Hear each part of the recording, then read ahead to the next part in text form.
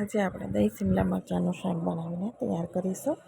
જોતાં જ મોંમાં પાણી આવી જાય એવું સરસ બનીને તૈયાર થશે. તો અહીંયા શિમલા મરચાં છે એવા કાપીને લઈ લીધા છે. તો આ રીતે નાના ટુકડામાં સમારી લઈશું, જેથી શાકનો ટેસ્ટ પણ સારો આવશે અને લુક પણ સારો આવે.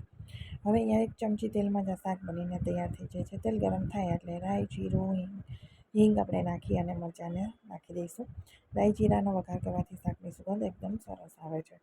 હવે મરચાં નાખી અને મરચાંને એકદમ સરસ રીતે સાતળવાના છે. અત્યારે ગેસની ફ્લેમ મીડિયમ રાખવાની છે. 2 મિનિટ જેવા આપણે મરચાંને તેલની અંદર સાતળી લઈશું. મરચાં સતળાય છે ત્યાં સુધીમાં આપણે અહીંયા સિંગનો ભૂકો કરી લઈએ. તો ખારી સિંગ એટલે કે સોલ્ટેડ પીનટ લીધા છે, જેનો ભૂકો આપણે કરી લેવાનો છે. 1 મોટી ચમચી ભરીને લેવાના. તો અહીંયા ભૂકો છે એકદમ સરસ રીતે રેડી થઈ ગયો છે. અને દહીં મરચાંના શાકમાંનો ટેસ્ટ બહુ સરસ આવે છે, એટલે સિંગનો ભૂકો સ્કીપ નહીં કરવો. હવે મરચાં સરસ રીતે સતળાઈ જાય એની પેટર્ન પણ પડી જશે, જે રીતે આપણે સાદા મરચાં તળીએ એ રીતે. ત્યાર પછી એમાં આપણે મસાલા કરી દઈશું. મરચાં બિલકુલ મોરા હોવાથી તમે અહીંયા લાલ મરચાંનો પણ ઉપયોગ કરી શકો. હળદર, લાલ મરચું, કાશ્મીરી મરચું, ધાણા જીરું અને આપણે શેકેલી સિંગ રાખી છે એ નાખી દઈશું.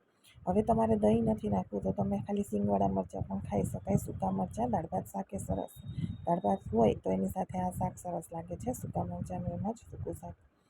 તો તમે આ રીતે પણ બનાવી શકો છો. સ્વાદ પ્રમાણે મીઠું નાખી દઈશું અને 2 ચમચી મેં અહીંયા દહીં છે એ સરસ રીતે મિક્સ કરી અને લઈ લીધું છે. સ્મૂથ એવી સ્લરી બનાવી દીધી છે. અને જ્યારે તમે દહીં નાખો ત્યારે ગેસની ફ્લેમ લો કરી દેવાની અને સરસ રીતે ચલાવવાનું, જેથી દહીં છે એ ફાટે અને એક જ ડાયરેક્શનમાં ચલાવી લેવાનું. હવે એ જ વાટકીમાં 1 ચોથાઈ કપ જેટલું પાણી નાખી દીધું. મિક્સ કરી કવર કરી 3 મિનિટ માટે આપણે એને કૂક થવા દઈશું. તેલ અલગ પડી જાય, મરચાં એકદમ સરસ થઈ જશે અને મસાલાનો કલર પણ સારો એવો આવી જાય ત્યાં સુધી આપણે કૂક કરવાનું છે. ડિટેલમાં વિડીયો ચેનલ ઉપર અવેલેબલ છે, ત્યાંથી પણ તમે જોઈ શકો છો.